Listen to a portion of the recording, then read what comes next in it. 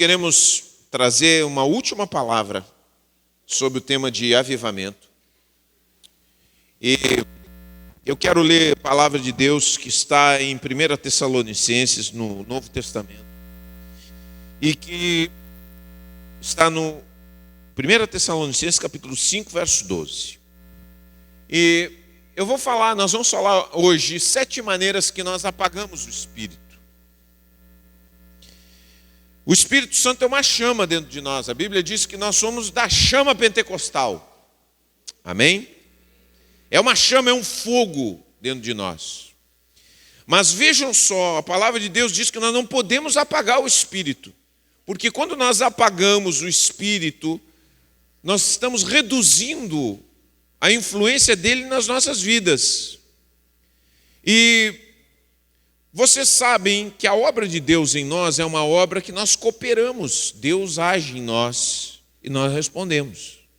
Deus toma a iniciativa, nós respondemos. Falamos semana passada, Deus bate no coração, bate na porta do coração, nós precisamos abrir. Então, frequentemente nós precisamos lembrar disso. Então essa chama que está dentro do nosso coração, que Deus acendeu, que chama preciosa, nós podemos dar graças a Deus. Você pode dar graça, você que é cristão.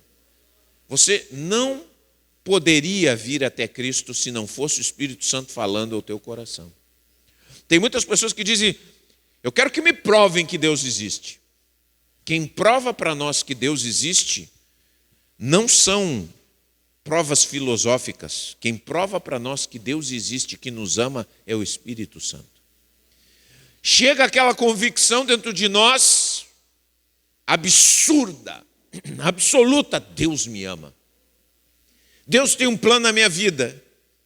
O Espírito Santo agindo em nós. O Espírito Santo falando conosco, o Espírito Santo provando para nós e nos mostrando o nosso coração. Até porque não haveria como o ser humano provar e saber pela sua própria mente que Deus existe, porque Deus está muito além daquilo que nós podemos imaginar, conceber. Nós não temos capacidade para isso, só o Espírito Santo.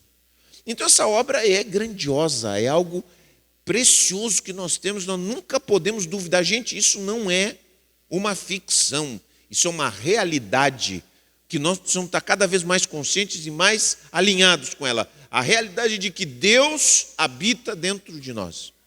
Deus habita dentro de nós. Então, muitas vezes, algumas coisas não acontecem na nossa vida porque nós não cremos. A gente sente, Deus nos dirige de alguma forma. Não, isso aí é só o pastor que tem.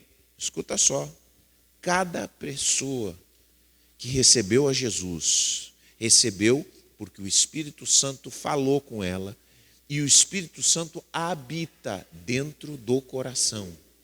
Então o Espírito Santo habita, ele é uma chama que está ali. Deus acendeu uma chama espiritual na sua vida. Então você não vai perder essa chama.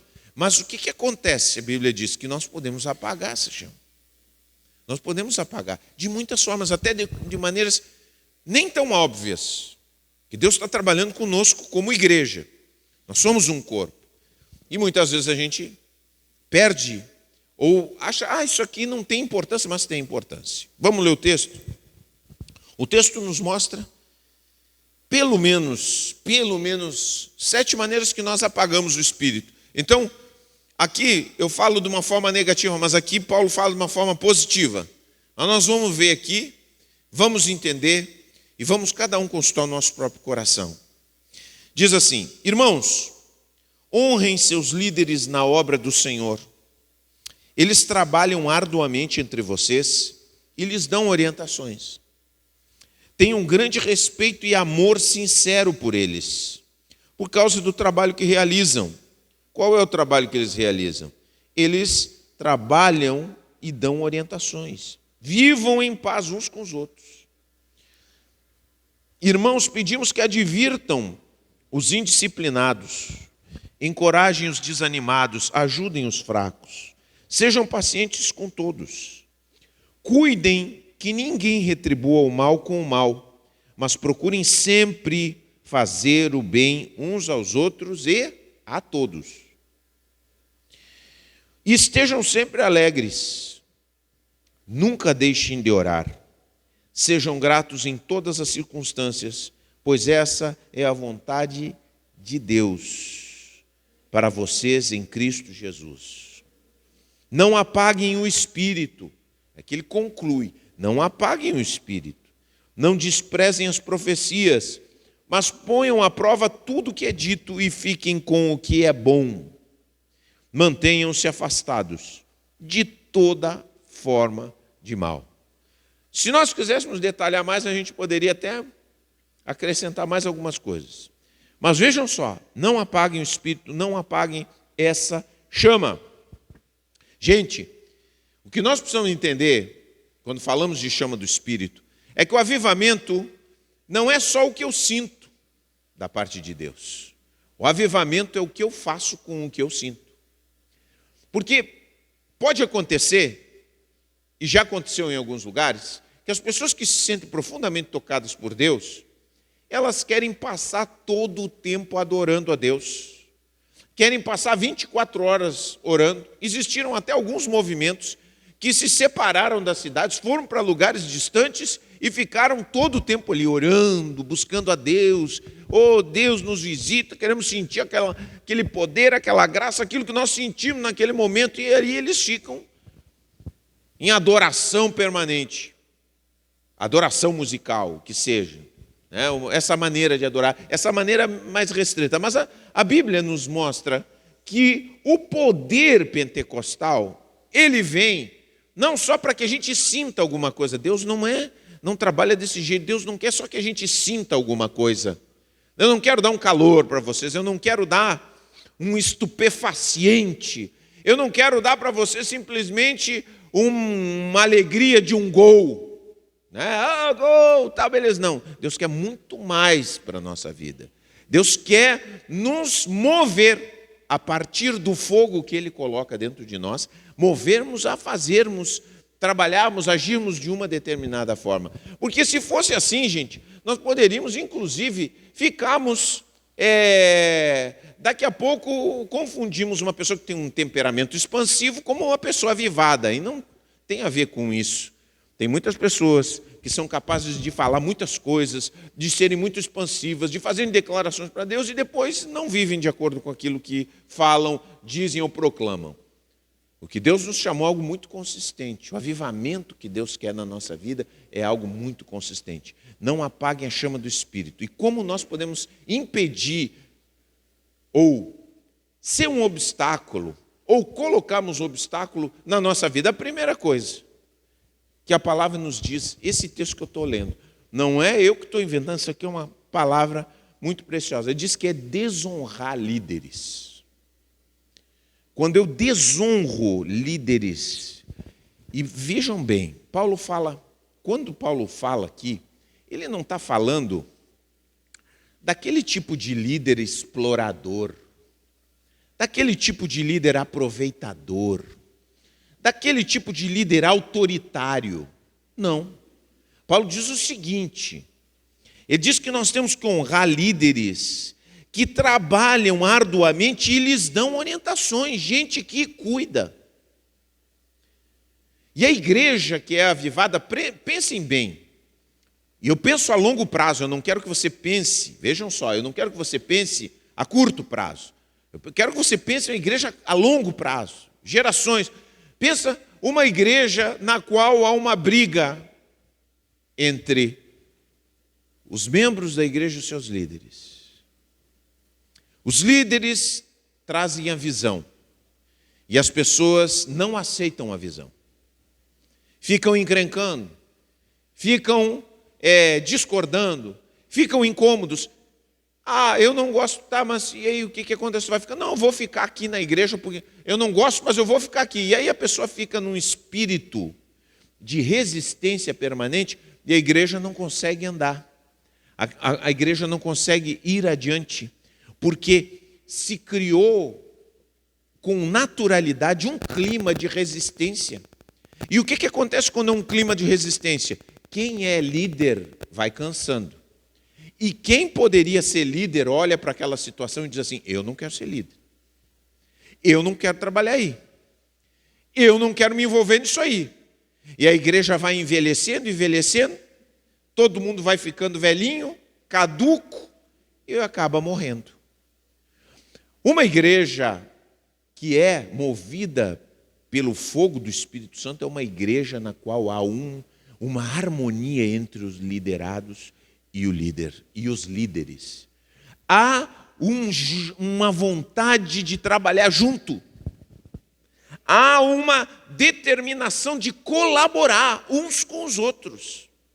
E aqui fala, bom, olha, honrem esses líderes que estão cuidando de vocês. Porque o que acontece? Vejam só, tem muitas injustiças na relação de líderes e liderados. Muitas vezes acontece que um líder autoritário, e eu já vi muito disso, eu trabalho com liderança há muitos anos, tá? Já fui em várias igrejas, que não é a nossa, falar sobre liderança, ouvir outros líderes e conversarmos sobre muitos assuntos. O que eu já vi? Muitas vezes, o líder autoritário, aquele líder que chega, fala as coisas, não deixa ninguém falar, não ouve ninguém, as pessoas ficam todo mundo com medo. Ninguém, sabe, move do seu lugar, sabe? Todo mundo mantém o respeito, colabora. Mas, muitas vezes, aquela pessoa que é cordata, que é cuidadosa, que é carinhosa, a pessoa chega e diz assim, gente, não façam isso aqui, nós vamos determinar algumas coisas. Por exemplo, né, agora antes do culto, a gente deu algumas orientações. Sempre tem que ter regras, em tudo que é lugar tem que ter regra. E às vezes a gente não gosta de regras. Eu tenho algumas regras que eu não gosto, em qualquer lugar, mas se tem uma regra que foi instituída e precisa, né, por exemplo, que a gente já tem falado, né, do ar-condicionado, eu vou respeitar essa regra. É uma regra, eu preciso ter regras. Ah, mas eu não concordo. Mas aí é essa palavra aqui. É você ter a boa vontade com o outro. É você dizer assim, não, eu não gostei, eu não acho bom, mas eu não vou fazer campanha contra. Eu não vou fazer partido político dentro da igreja. Partido dos revoltados contra a temperatura do ar-condicionado. Faz um partido, já começa a disseminar. Uau, mas que barbaridade. O que o pastor quer? Quer nos matar tudo de frio? Que é isso? É para isso que nós queremos isso aí? Partido. O que é isso? É fugir daquilo que Deus nos pede. Nós temos essa boa vontade. Essa vontade de colaborar, essa vontade de concordar, essa vontade... Olha, claro que muitas vezes nós temos que tomar posição, mas a gente só toma posição quando são coisas graves. Nós precisamos ter uma atitude colaborativa, facilitadora. Não, vai ser assim, vamos caminhar assim. É isso que nos diz a palavra de Deus. Eu dou graças a Deus, eu quero dizer o seguinte, eu quero dar o meu testemunho, e eu gostaria muito que esse fosse o testemunho de todos os líderes, porque eu não sou o único líder aqui. A pastora é líder, tem os líderes de grupos familiares, gente que cuida, gente que ora, gente que se interessa por você, mas eu posso dar o meu testemunho. Eu dou graças a Deus. Quando eu saio por aí, as pessoas dizem assim, da que cidade tu é? A gente vai nesses encontros de líderes, eu digo assim, eu sou de Pelotas. Quantos anos tu está lá? Aí eu digo, 28 anos. Eu sou 28 anos pastor dessa igreja. 28 anos que eu e minha esposa pregamos nesse lugar. Agora, que isso? Tudo isso? Eu digo, pois é. Não sei como a igreja me aguenta. 28 anos. E parece que o pessoal não quer que eu vá embora. Pelo menos é o que me dizem. O que acontece? Por que a gente consegue chegar a 28 anos numa igreja? Por que uma pessoa, por que um pastor e uma família conseguem estar 28 anos numa igreja? É porque eles são bem tratados. Porque eles são amados. Eles são acolhidos. Eles são respeitados. Mas não é assim em todo lugar. Graças a Deus eu tenho esse testemunho. Mas pastor, então por que tu está pregando isso? Eu estou pregando porque nós temos um futuro pela frente. aquilo que temos, precisamos continuar e melhorar cada vez mais, porque uma igreja avivada, uma igreja que anda de acordo com o Espírito Santo, é uma igreja que sabe que o papel de trazer a visão é do líder. O líder é que tem o papel de definir uma visão. Vamos para lá. Deus está dirigindo por ali, sempre tem que ter. Então, quando nós entendemos isso, nós entramos naquilo que a pastora falou, alinhamento. Essa é a primeira coisa. Então, não adianta queremos avivamento se não entramos numa boa vontade. Amém? Seu líder de grupo familiar também, entre em boa vontade com ele. Ah, mas a irmã Heloísa tem umas manias? Todo líder tem. Eu estou só fazendo uma hipótese, né, Heloísa? Fica tranquila que eu não ouvi nada disso. O que a Heloísa quer com esse penteado novo? Hein? E o irmão ali fez tatuagem? Que é isso? E dessas bobagens aí, entendeu? Nós temos que sempre buscar, presta bem atenção, boa vontade. Temos que ser gente de boa vontade, não de má vontade. Segunda coisa que apaga o espírito. Segunda coisa que apaga o espírito, que aqui diz a palavra, é evitar conflitos. Eu vejo assim, o crente, o brasileiro, ele gosta de fingir que não tem problema. O brasileiro acha assim, se eu fingir, é a sujeira para debaixo do tapete. Conhece aquela história, né? Da sujeira para debaixo do tapete. Se eu fingir que o problema não existe, ele não existe. Eu não estou vendo um cano pingando. Não estou vendo. O cano está pingando. E você finge que não vê. E se você não arruma o cano pingando, o que vai acontecer com a sua casa? Vai ficar inundada. Ah, mas eu não queria. Ah, mas eu estou me incomodando com isso. Não adianta. Se você evitar o conflito, se você fingir que não existe, você vai ter um problema crescendo. Se você tem uma pessoa, presta atenção, na igreja é assim também. Estou falando da igreja. Se tem uma pessoa que no ambiente da igreja está causando problemas, não adianta a gente dizer assim, não, deixa isso aí. Não, quando tem um problema, a gente não briga, a gente não bate boca, a gente senta e conversa e resolve. Está acontecendo um estremecimento aqui. Na sua casa também não pensa. Seu filho está causando problema, seu filho está escutando som alto. Na hora que você quer dormir, não adianta você bufar lá dentro do quarto. Ah, mas que barbaridade, tinha que me respeitar, porque não sei o quê. Aí você vai ficar aguentando, né? Finge que não tem o conflito, finge que não tem o conflito. Aí o dia de fúria, sabe o dia de fúria? Que um dia de fúria, um dia você se enfurece. Aí você vai lá, arromba a porta do quarto do seu filho, ele não sabe o que está acontecendo. Chuta tudo, grita, esperneia, bate. Faz uma coisa a respeito da qual você vai se arrepender. Seu filho fica horrorizado, fica de mal todo mundo na sua casa e você não resolveu o problema. Não resolve. Porque a gente precisa aprender a quando tem problema, resolver o problema. Se não resolve o problema, olha o que diz aqui. O que a Bíblia diz? O que Paulo diz? Escuta, irmãos, pedimos que advirtam os indisciplinados. A pessoa não está andando de acordo. Olha aqui, as coisas são assim, tem que andar assim. Bom, então vamos fazer assim. Porque se a gente deixa as coisas acontecendo, tem um probleminha aqui, um probleminha colar, aquilo toma uma dimensão que ninguém mais aguenta. Todo mundo anda, se olhando de lado. Então a gente tem que aprender, tem que resolver os problemas, tem que conversar.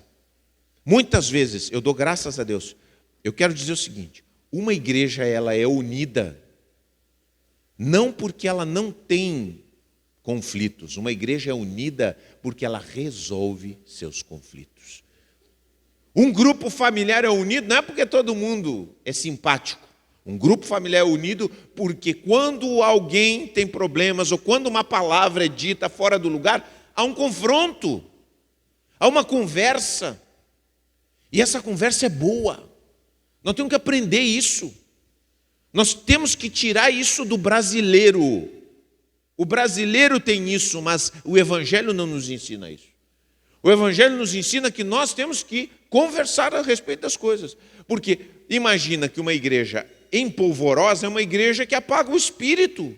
Esse espírito, sabe, indignado, sentimento de injustiça, fizeram injustiça comigo, disseram aquilo para mim, não resolveu.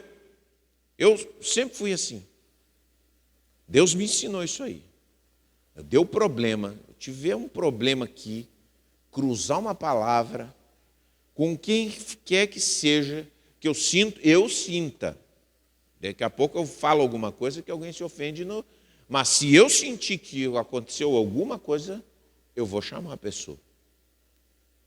Vamos conversar. E você tem que aprender a fazer isso também. É sua responsabilidade. Você não gostou de alguma coisa, você procura a pessoa e conversa. Se você não está conseguindo lidar com aquilo ali. Se você vai levar para o seu coração. Se não, tudo bem. Mas quando o conflito se estabeleceu, quando ele chegou no coração, tem que tratar. É isso que a Bíblia diz. Não apagueis o espírito, não evita conflitos.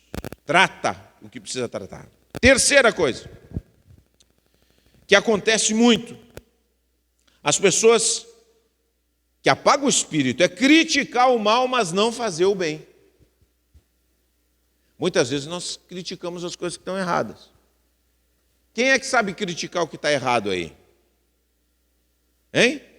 Vai dizer que você não senta... Não, para aí um pouquinho. Todo mundo, eu acho até que... Olha, eu até me admiro que tem pessoas que nem levantam os braços. Porque o que eu vejo, quando sento na televisão com qualquer um, todo mundo sabe fazer melhor as coisas. Mas olha ali, aquele ator ali não sabe nem... Cara, nunca fez... Meu Deus do céu. A gente entra numa empresa... A gente nunca começou uma empresa, mas a gente já deu a dica de empreendedorismo. Capaz até de dizer, olha, eu vou ser teu consultor. Entendeu? A gente vai lá e critica a empresa. A gente critica tudo. Agora, o que nós precisamos fazer? Isso pode entrar dentro do ambiente da igreja. O que nós precisamos fazer? Nós precisamos aprender a propor coisas boas. Propor o bem. Propor algo para fazer, como nós podemos resolver as coisas. O que nós vamos, em vez de nós ficar só criticando, o que nós vamos fazer, como nós vamos ajudar. Aqui a Bíblia nos diz que nós temos que ser pessoas que procurem fazer o bem uns aos outros. Para não apagarmos o espírito, temos que ser pessoas focadas em procurar fazer o bem uns aos outros. Claro que a gente tem que aprender algumas coisas. Primeira coisa, que existem pessoas, e a gente está sempre falando, existem pessoas que não querem ser ajudadas. Tem algumas pessoas aqui que nunca ouviram isso, mas a maioria já ouviu isso. Existem pessoas que não querem ser ajudadas. E aí a gente tem que descobrir quem são. Amém? Você tem que ver, não, esse aqui não quer. Então você para de gastar pólvora. Entendeu? Beleza. Agora tem outras coisas que a gente consegue fazer o bem ajudando a ter uma nova mentalidade. Uma nova mentalidade. Vocês sabem que uma das coisas que nós sempre, talvez alguns de vocês não tenham percebido isso, mas nós sempre tivemos um foco aqui. Eu sempre criei dentro do meu coração que uma vez que uma pessoa recebeu a Cristo no seu coração, ele recebe esse poder especial e ele tem condições de ser um empreendedor. Uma pessoa de iniciativa. O Espírito Santo nos capacita para sermos pessoas de iniciativa. Então, uma das formas que nós procuramos trabalhar o coração, a vida dos jovens que estavam aqui e das pessoas adultas foi ensinar cada uma delas a ter um espírito de iniciativa e de empreendedorismo. aqui dentro da igreja. Uma nova mentalidade. Muitos nós incentivamos, estuda, vai estudar. Muitos que estavam, quando a gente chegou aqui, tinha pouca gente que cursava a faculdade. Pouca gente cursava a faculdade. Pouca gente que ambicionava essas coisas. Pessoas que muitas vezes estavam acomodadas. Nós tentamos colocar dentro do coração de cada um, olha, gente, procurem se superar, procurem estudar e procurem tomar iniciativa. Quem não quer estudar, tome iniciativa, tenha coragem, comece o seu próprio negócio. Não tenha medo. Se você participa em algum lugar, seja líder. Não tenha medo da liderança, vá adiante, assuma. E nós temos tido o privilégio de ver que os irmãos que estão aqui, que ouviram, vejam só, não adianta a gente, presta bem atenção, fazer o bem é colocar uma nova mentalidade também. Colocando essa nova mentalidade, uma mentalidade de fé, uma fé prática. As pessoas, nos seus locais de trabalho, começam a se destacar. Quantos daqui se tornaram líderes nos lugares onde foram? Muitos. A maioria se tornou líder. Se eu falar com a maioria aqui, a maioria assumiu posições de liderança, começaram empresa, concluíram suas faculdades e se destacaram naquilo que fazem. São convocados para serem gerentes. Ô, pastor, isso é nova mentalidade. E nós que estamos aqui queremos fazer o bem para as pessoas. É ou não é, gente? Nós temos uma das melhores maneiras de nós fazer o bem. Porque sempre quando a gente pensa em fazer o bem, a gente pensa que é dar comida para as pessoas. Isso também é fazer o bem. Mas a coisa mais maravilhosa de nós fazermos o bem para uma pessoa é darmos uma nova mentalidade para a pessoa. Ensinar a pessoa a pensar diferente, pensar pensamentos produtivos, pensamentos edificantes e pensamentos que projetam ela adiante. Está entendendo? Então eu quero desafiar você, meu irmão, você que é cristão, você seja uma pessoa que semeia pensamentos que vão libertar as pessoas. Às vezes a gente não precisa dizer para as pessoas, tu não é escravo. Tu tem uma dignidade. Tu precisa te respeitar. Porque Deus te ama. Precisa ter fé e sair adiante. Fazer o bem aos outros. Está entendendo como é que é? Não é só criticar o mal, não adianta. Não adianta a gente chegar e dizer assim, digamos, né, você chega num lugar e diz, mas olha só a mentalidade dessa gente. É uma mentalidade miserável. Ajuda alguma coisa isso aí? Ajuda você chegar e dizer assim, vocês têm uma mentalidade miserável. Isso aí, bater boca. Tem gente que gosta de bater boca. Escuta, para com isso. Se você vê alguma coisa errada, semeia uma nova mentalidade. Então semeia uma mentalidade de prosperidade. Uma mentalidade de crescimento, uma mentalidade de superação. Está entendendo como é que é? Isso é fazer o bem de uma das formas mais profundas nas pessoas. Às vezes você fala uma palavra que pode ter um efeito revolucionário na vida de uma pessoa. Paulo está falando isso. Façam bem uns aos outros e façam a todos. Todas as pessoas que vocês encontrarem. Sabe? Tem muita coisa, e eu vejo assim, tem muitas coisas que nós precisamos mudar as estruturas. Por exemplo, né, o cristão pentecostal, nós somos pentecostal. Então a gente crê no milagre, amém? Mas tem muita coisa que precisa mudar a estrutura para mudar mesmo.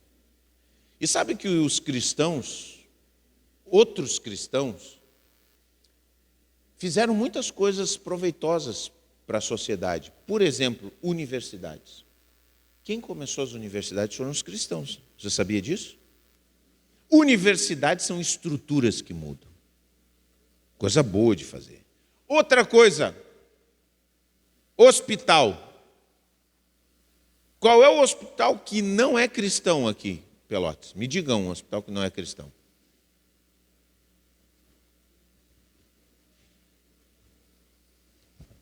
Santa Casa, São Francisco, Beneficência, Qual? Só o Espírito. Aí está. É exceção. Agora, todos os outros são de inspiração cristã. Foram pessoas que edificaram esses hospitais porque criam em Cristo, porque criam na compaixão. E não somente dizer assim, ó, presta bem atenção, não somente de dizer assim, vem cá, eu vou orar por ti, tu está pensando, não. Vamos tratar as doenças. Vamos ter um lugar onde as pessoas podem ser recebidas, onde elas podem ser, colocar à disposição delas recursos. Você imagina se não houvesse os hospitais, gente? A gente critica, tudo bem, não é perfeito. É claro que não existe nada humano perfeito, tá? Mas a gente critica. Você já imaginou se não tivesse hospital? Você imaginou se você tivesse um problema, caísse, quebrasse uma perna e não tivesse o que fazer, gente? Tivesse que chorar de dor? Você tem um lugar para ir, te dão um analgésico, te tratam. Isso é uma maravilha, isso é uma bênção. Entendeu? Essa mentalidade, essas estruturas. Nós, cristãos, temos que estar conectados com isso.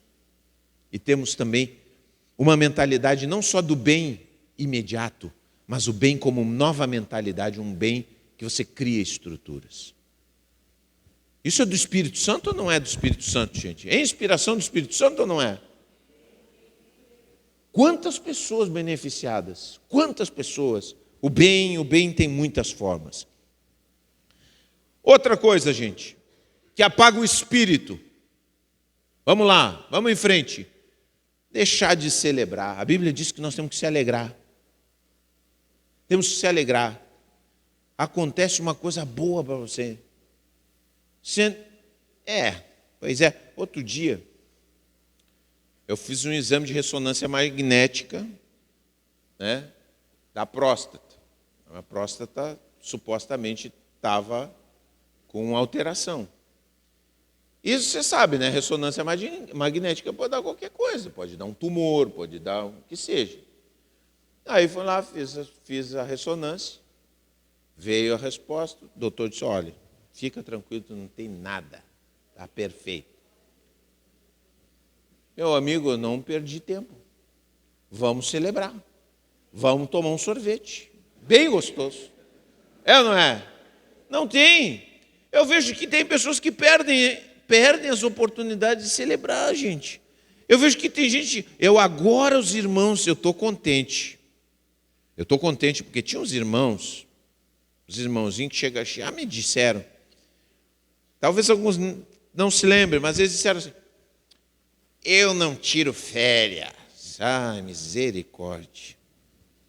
Eu não tiro férias, porque faz anos que eu não tiro férias. Coitada da pessoa que está do teu lado que não tira férias. Tem que te aguentar. Era isso que eu pensava, não dizia, né? Não vou dizer uma coisa dessa. Mas, irmãos, que bom os irmãos estão tirando férias. Férias é um momento de celebrar a vida. Eu saí... janeiro, fevereiro, a igreja, né? Aqui nós estamos na fase, né? Sai os de fevereiro, entra os de janeiro que saíram, é isso aí. Nós estamos nessa entre-safra de férias. Mas eu fico contente quando os irmãos saem.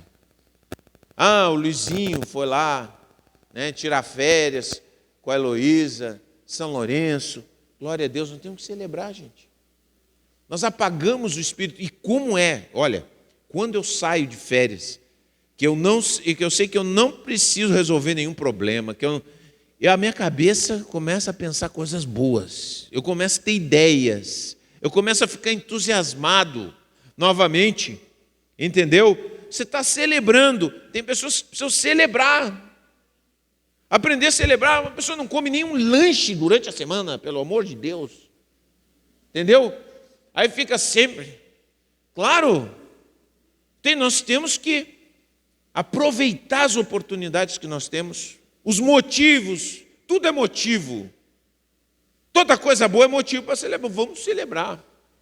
Outro dia eu estava vendo um rios que o gaúcho gosta de tomar chimarrão. Então vai tomar chimarrão, então. Está chovendo, que bom, vamos tomar um chimarrão. Aí me lembrei até da Angélica. Hein? Celebrar faz bem para a alma e faz com que o fogo do Espírito Santo seja reavivado dentro do nosso coração. A gente fica animado com os irmãos, animado com as boas notícias. A gente não fica com aquela cabeça assim, porque às vezes a pessoa fica com aquela cabeça, meu Deus, só acontece coisa ruim. Porque aí você fica fixado nas notícias ruins, porque tem notícia do mundo inteiro, né, gente? Chega a nossa notícia até da Tailândia. Então, desgraça na Tailândia, desgraça na Ucrânia, desgraça na Colômbia, desgraça em São Paulo, desgraça na Paraíba, desgraça do Ceará. E o que chega de bom não chega nada, porque está acontecendo bom, mas o que é bom não é notícia. E você fica batendo. Chega uma hora, você chega, meu Deus do céu, só acontece coisa ruim nesse mundo. Não acontece só coisa ruim, está acontecendo um monte de coisa boa. E a gente precisa celebrar o que é bom. Amém? Glória a Deus. Quinto lugar, gente, para apagar o Espírito Santo, parar de orar. Quando você para de orar, acontece uma coisa. Você para de orar, você começa a ficar incrédulo. Porque a oração é essa conexão que nós temos com Deus. Esse canal aberto com Deus. Entendeu? Você fala com Deus. Não tem nada de formalidade. A gente sempre pensa, não, tem que se ajoelhar. Não, é a comunicação com Deus. Você coloca os seus pedidos, você coloca o que você sente, você abre o seu coração com Deus, você conversa com Deus, tá? Essa conversa que você tem com Deus, na sua intimidade. Quando você para de orar, quando você para de clamar, quando você para de pedir, tem que pedir. Se você precisa, pede. Louva o que seja, mas esteja na presença de Deus, agradecendo, mas se mantenha na presença de Deus, porque quando você se mantém orando, você mantém a sua fé em alto nível. Em alto nível. Agora você para de orar, a pessoa para de orar, ela não acredita em mais nada. Ela começa, progressivamente, ela começa a descrer. Aí uma pessoa dá um testemunho e diz, está exagerando. Aí uma pessoa fala de um plano, de um sonho que vai fazer, não vai conseguir. Tudo fica ruim, porque ela parou de orar. Agora, quando uma pessoa ora, ela abastece dentro de si o empreendimento, o desejo, a força, sabe? Se renova, sai realmente com vontade de fazer as coisas. Não apague o espírito, não pare de orar, continue orando, continue pedindo para você ser cheio. Se você tropeçar, se você cair, se arrependa, volte, recomece todas as vezes que você precisar recomeçar. Fale com Deus e siga adiante. Em nome de Jesus, e não permita que o Espírito seja apagado na tua vida. Amém? Sexta coisa. Vamos lá? Ingratidão. Tem pessoas que não sabem agradecer, que não sabem reconhecer quem tem sido bom. Em tudo dai graça. Existem muitas coisas na nossa vida que são difíceis, que são complicadas, lutas. Quantos de nós estamos atravessando lutas nesse momento? Quantos de nós estamos com lutas interiores, com dúvidas dentro de nós? Nós não sabemos o que fazer, nós não temos uma resposta, nós estamos em alto conflito, todos nós passamos por isso. Agora a Bíblia diz assim, em tudo dai graças. O que quer dizer? Que nós vamos estar agradecendo pelas coisas ruins que estão acontecendo? Não. Porque em tudo dai graças é porque, apesar dos problemas que eu tenho a clareza e o entendimento de que o meu Deus é um Deus todo-poderoso e que o meu Deus é um Deus que está conduzindo a minha vida e cuidando de mim, em meio a todas as situações difíceis. E quando nós temos esse renovo dentro da nossa percepção, quando nós somos gratos e dizemos, Senhor, eu te agradeço, porque Você que está passando problema agora, começa a agradecer, dá graças a Deus no teu coração, porque Deus vai te suprir aquilo que você precisa para resolver esse problema. Diga: graças, Senhor, porque eu posso confiar em Ti. Porque eu posso confiar que Tu vais me dar saída. Que Tu vais estar comigo em todas as situações. Aleluia! Isso é gratidão. É gratidão, é certeza. Eu sei que Deus está junto comigo nessa situação. E por último, queridos, uma coisa que apaga o espírito é quando nós desprezamos profecias. Aí está falando: não desprezem profecias. Nós chegamos dizendo: Senhor, fala comigo. Senhor, fala com a minha vida. Senhor, toca o meu coração. E Deus traz uma palavra para nós. Traz uma palavra para nós. Não gostei. Não gostei dessa palavra. Quantas coisas você tem ouvido? Quantas coisas você tem selecionado? Você seleciona. E esse é o ponto que a gente dá um salto de crescimento, quando a gente para de selecionar as coisas que nós ouvimos. Nós absorvemos tudo que Deus tem para nós. Não despreze a profecia, a palavra que Deus traz para você. Diz que você tem que analisar? Mas a análise não é, presta bem atenção. O discernimento que Deus quer de nós não é eu gostei e eu não gostei. Não é esse o filtro da nossa vida com as profecias. Não é eu gostei e não gostei. O filtro é de Deus ou não é de Deus?